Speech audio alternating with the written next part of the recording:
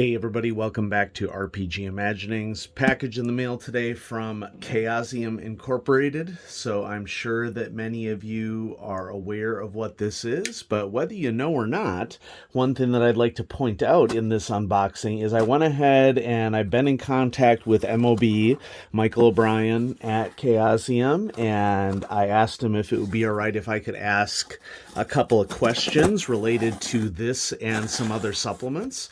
So over some upcoming Chaosium videos, including this one, I'm going to be reading some answers to questions that I posed to designers and directors at Chaosium, and so we'll get a little insight into what's going on at Chaosium right now with their releases and what the insights were that people have regarding specific supplements that are coming out. And so it should be a fun little tour of some decision making that is happening at Chaosium. All right, so we have the classic box within a box design. When you order from chaosium.com, not only do you get the PDF included in your purchase, but you also get the satisfaction of knowing that your shipment is going to be delivered in pristine condition, which I am sad to say is not true for every publisher. In fact, I can count on 3 fingers the number of publishers that pack with this level of quality. So just get the packing list out of the way, and you can already spot what we got going on here, but we'll do the reveal. Here we have the much anticipated Regency Cthulhu.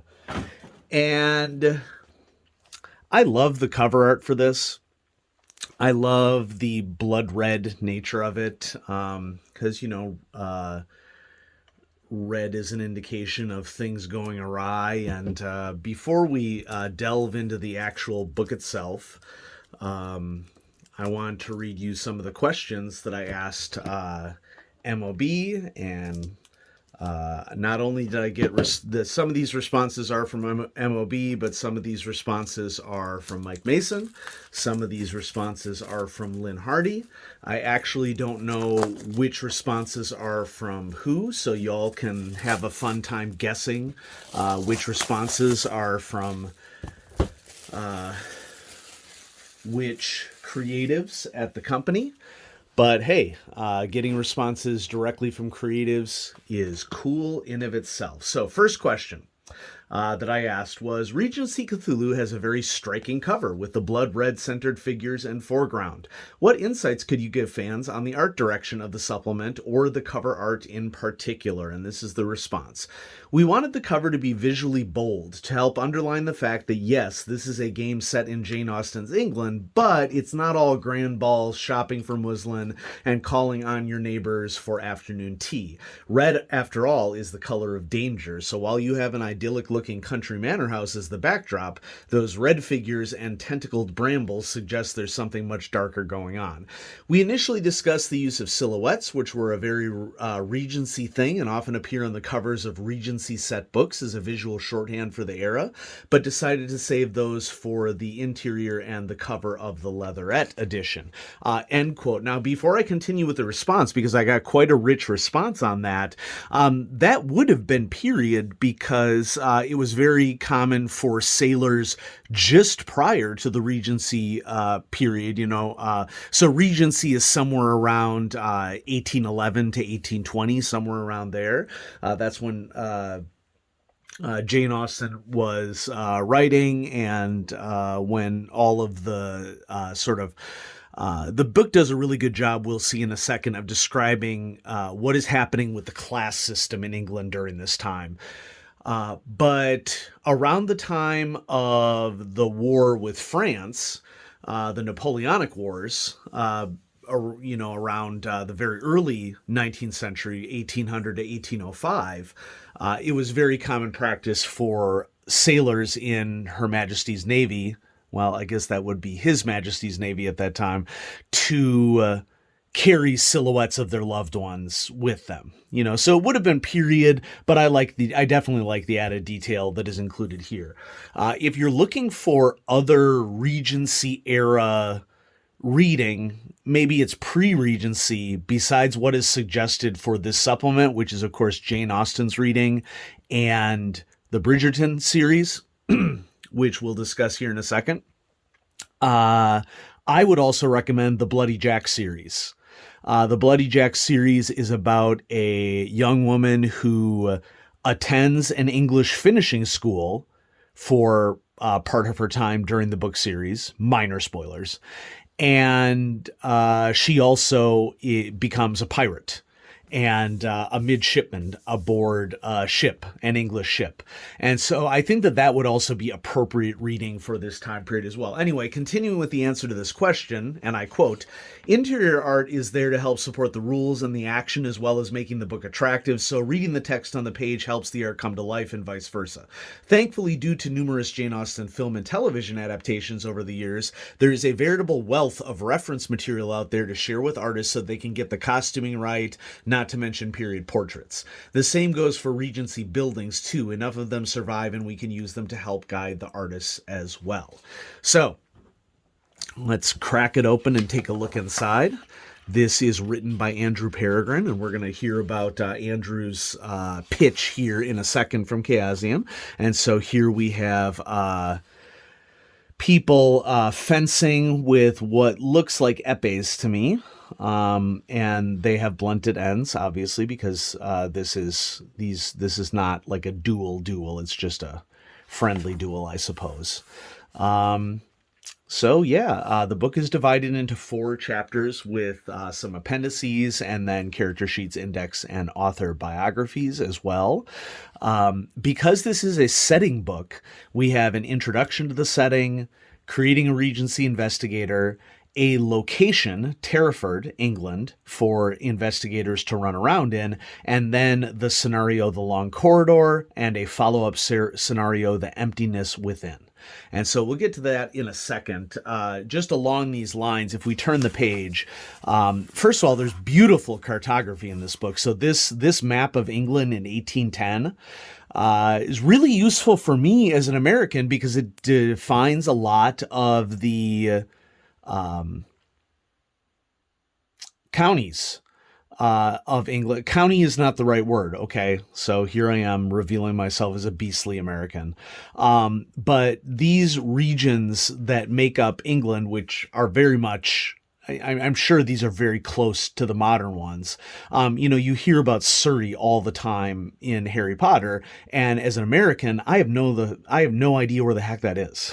Okay, so to see a very nicely done piece of cartography that splits England up into its counties, or whatever the appropriate term is really useful. And we can see the Wales is split up here, and then, well, Scotland always gets shortchanged under these circumstances, but, nature of the beast, I guess.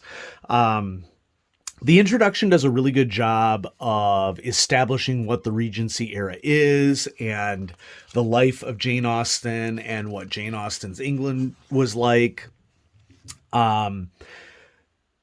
This is a very narrative-focused setting in that we're going to see in a moment rules associated with reputation and how to follow the very stringent social rules that exist in England at this time.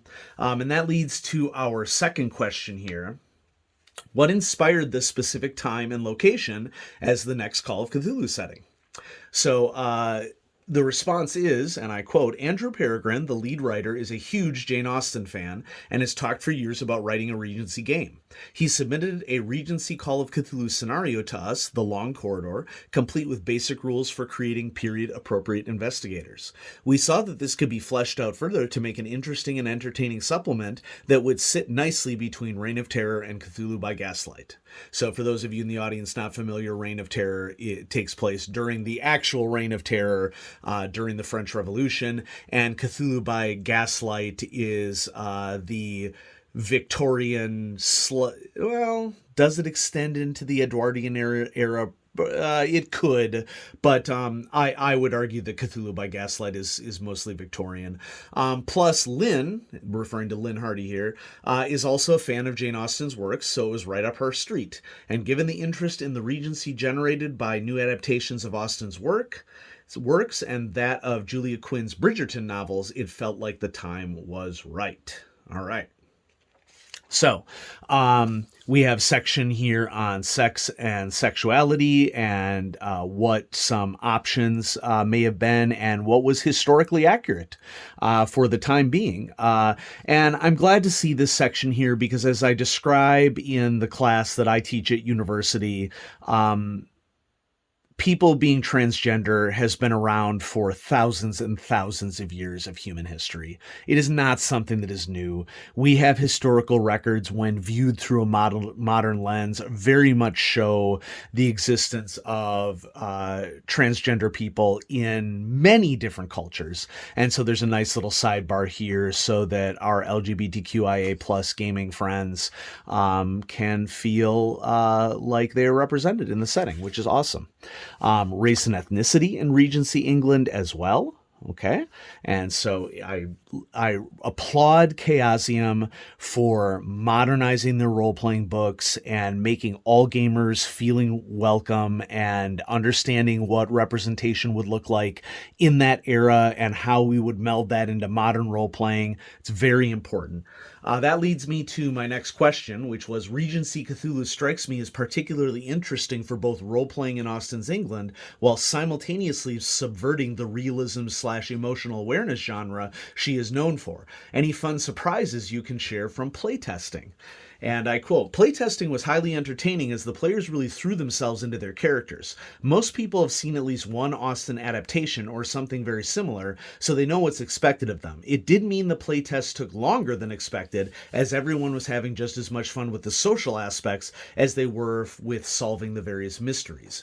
One thing that worked particularly well in playtesting was the reputation system we developed for the setting. Reputation and social standing are very important in Austen's works, and while the credit rating skill captures some of that, it wasn't quite enough for the period. After all, just because you're rich in the Regency area doesn't mean you have any social standing and vice versa." And the introduction here does a really good job of helping to understand the distinction between different here at the beginning, differences between different levels of formality with the landed gentry, people who own property but are not like lords, like the wealthiest, like old money. And then the Regency era also brings in people who are part of what I would consider to be professional trades or businesses who essentially become new money, and the landed gentry is doing everything that they can to keep those new money individuals out of their social circles. And so there's just tons of opportunities for great role-playing here that I thought was really exciting. So continuing with the response, one gentleman managed to thoroughly ruin his reputation with a terribly off-color remark about a young lady, but in the end redeemed himself utterly in the eyes of society by laying down his life to save hers. And so if that is not a perfect description of some of the distinctions between different social rules that may seem odd to us in the modern time, you get a flavor of that here. So here is a Georgian timeline, because during the Regency era and the pre-Regency era, the monarchs of England were dominated by the Georges, hence the Georgian timeline. And so we get a nice little timeline here. And then that leads us to creating a Regency investigator. And I'm not going to display the whole of this chapter because, you know, Chaosium needs people to buy their books. And so my job is not to review the full nature of everything. But at the very minimum, we should probably look at the occupation lists and the skill set that is available during this timeline, because I think that that's particularly prescient for what's going on here. And so let's see. New occupations are indicated here with the cross, and they're described on page 31. We have gentleman and gentlewoman, nice. Nouveau riche, I'm really not sure what that's referring to, but I'm going to find out. Servant footman and servant housemaid all make sense for the Regency era. Now, skipping ahead just a little bit, here's our ribbon. I just want to indicate what sort of skills we're working with here as well. I went one too many pages ahead because there is quite a time difference between the Reign of Terror era and the Cthulhu by Gaslight era. So it's very interesting here, I think, to see what sort of skills are involved. And where does this start? Aha, new or adjusted skills. Okay, so adjustments for astronomy, adjustments for credit rating, which advises you to put investigators into occupational bands. Okay, we have dancing as a skill, drive carriage or cart at a base of 20%, etiquette at intelligence divided by 5, probably one of the more important new social skills that would be present in this setting, fashion, gaming, mesmerism. And so that's really interesting because we're getting into earlier forms of the movement that happened with Aleister Crowley, that was related to theosophy, for example. Natural philosophy, that would definitely be our next closest to science. Reassure, apt divided by 5, and then various skill specializations as well. And so nice array of new skills for the system. So there's info here on creating a Regency investigator, and then chapter 2 of the book goes into Terraford, which is a setting for your Regency Cthulhu games, landmarks, businesses, people with whom they can interact with. And I'll just give you a little tease of Terraford here. We have the Four Feathers, the main public house. And I love this because as an Anglophile, I love to see how businesses in England are portrayed, and classic businesses that exist in England compared to the United States is of great interest to me. And so we'll probably stop here at the map of Terraford, which is beautiful period cartography. I especially like the lettering here of Terraford. And so there are a couple scenarios after the details of Terraford. And here's the last question that I asked Mike Mason and Lynn Hardy and MOB. And I asked, Regency joins a very short list of surprise, quote unquote, simultaneous PDF hardcover releases for Chaosium. Was that a shipping convenience, a Halloween plan, or a question you just wish would die? And Michael was very upfront on this one. And so this probably won't be news to some of you, and it may be news to others of you, but the response was, because of the time it takes now to print and ship physical copies of a book, the period between PDF release and print release was getting longer and longer, changing from roughly 2 to 3 months to at least 6. That's a long time to ask people to wait for a physical product, so we're moving to a simultaneous release model. So Chaosium is no longer going to be releasing PDFs in advance of books being printed. Books will just be released. And so maybe we'll skip ahead here to a lovely piece of art here, library, with a clawed hand coming out. And we have some pre-generated investigators here for the era, which these are examples of things that can be downloaded on chaosium.com as part of the investigator pack that is available for many of the supplements that Chaosium produces, including this one. And so, simultaneous release model from now on for Chaosium. So that's something for y'all to look forward to. And the last sentence here in the response is, as to the Halloween timing, which the Halloween timing wasn't perfect because Michael sent me this reply on Thursday, October 20th.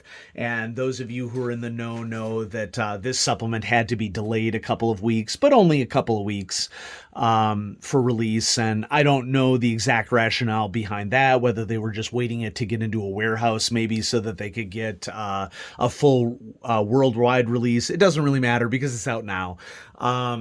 But Michael said, as to the Halloween timing, let's just say that the stars were right. Well, they were very close to right, shall we say. And so I hope that you all enjoyed this unboxing and overview of the latest Call of Cthulhu supplement, Regency Cthulhu. I am really looking forward into diving into this one, especially since as a very much social role player, I very much prefer these social interactions and subtly working within a very rigid social structure like would be evident in Jane Austen's novels, and in this case in Regency Cthulhu. That is kind of my bread and butter as a role player, and so I am really looking forward to learning a lot more about the Regency era, which is another great thing about Call of Cthulhu. You have an opportunity to learn all sorts of history, and while still doing some fun horror gaming at the same time. So thanks everybody for watching. I hope you enjoyed this unboxing of Regency Cthulhu and enjoyed the responses from Chaosium on the development of this book and its release. Have a great day, everybody.